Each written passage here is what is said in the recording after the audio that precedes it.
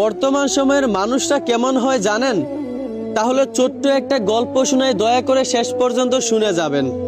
হয়তোবা এই গল্পটা আপনারা ছোটবেলা সবাই কম বেশি শুনছেন।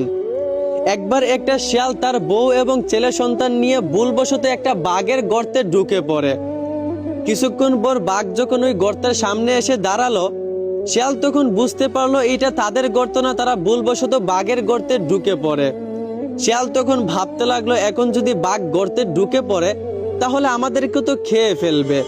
শিয়াল তখন বুদ্ধি করে তার বউকে বলল, তুমি আমার ছেলে সন্তানদের গায়ে চিমটি কাটবা, আর তারা যখন কান্না করবে আমি তোমাকে জিজ্ঞেস করব তারা কান্না করে কেন।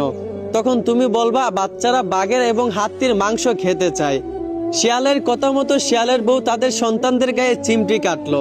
সাথে সাথেই তাদের সন্তানরা ওয়া ওয়া করে কাঁদতে লাগলো। শিয়াল তখন জিজ্ঞেস করলো, সন্তানেরা কান্না করে কেন? শিয়ালের বউ তখন বলল, বাচ্চারা বাঘ এবং হাতির মাংস খেতে চায়। বাহিরে বাঘ এই কথা শুনে তো ভয়ে কাঁপতে লাগলো। বাঘ তখন ভাবতে লাগলো, আমার গর্তে কি এমন প্রাণী ঢুকেছে যার সন্তানের এই বাঘ এবং হাতি খেতে চায়?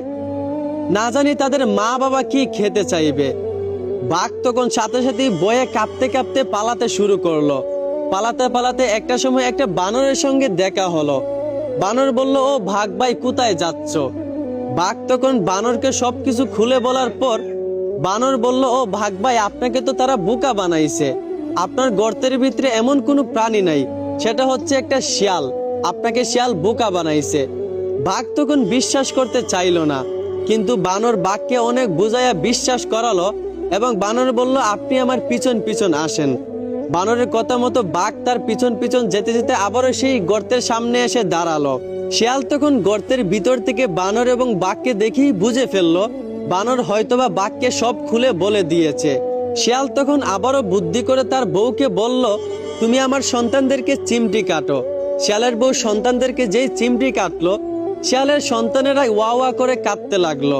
শিয়াল তখন জিজ্ঞেস করলো, সন্তানেরা কাঁদে কেন? শিয়ালের বউ বলল, তারা গরু এবং হাতি এবং বাঘের মাংস খেতে চাচ্ছে। শিয়াল বলল, ওদের কান্না থামাও। একটু আগে গর্তের বাইরে একটা বাঘ ছিল, ওদের কান্নার কারণে বাঘটা পালিয়ে গেছে, আমি ধরতে পারি নাই। একটু আগে আমার একটা বানর বন্ধুকে পাঠাইছি ওই বাঘটাকে ভুলভাল বুঝাইয়ে গর্তের সামনে আনার জন্য। হয়তোবা বাঘটাকে নিয়ে আসছে, তুমি দাঁড়াও, আমি বাঘটাকে এখনই ধরে আনছি। বাঘ এই কথা শুনে তো বানরের উপর পুরা কেঁপে গেল। বানরকে বলতে লাগলো, তুই আমাকে এত বড় ধোঁকা দিয়েছিস। বাঘ তখন বানরকে দৌড়াতে দৌড়াতে একটা সময় বানর হোঁচট খেয়ে পড়ে মরে গেল। বাঘও তখন পালিয়ে গেল। এই